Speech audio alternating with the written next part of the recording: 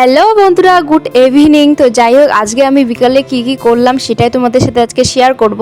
তো চলো ভিডিওটা স্কিপ না করে তোমরা সবাই ফুল ভিডিওটা দেখতে থাকো। তো দেখো, এদিকে আমি বিছানাটা গুছিয়ে নিয়েছিলাম, আর তোমরা ভাবে যে এরকম বাড়ি এবং এরকম ঘর, আসলে তোমরা একটু ইগনোর করো। তো বাকিটা আর বললাম না, বাকিটা ইতিহাসই থাক।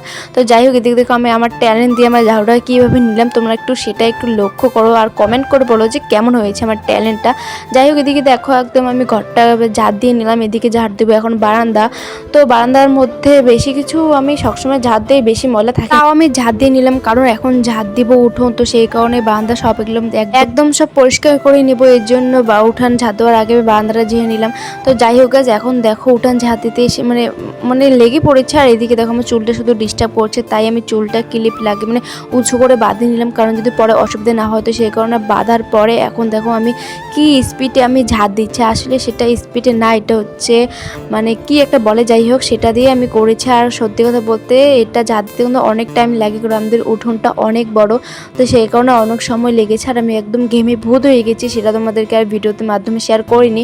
তারপর এদিকে দেখো একটা দাদা ভাই মানে চলে আসলো, সে হচ্ছে আমার বাবার সঙ্গে কাজ করে, তো সেই কারণে কাজের জিনিসপত্র মানে নিয়ে যায়নি, তো সেটাই নিতে এসেছিল।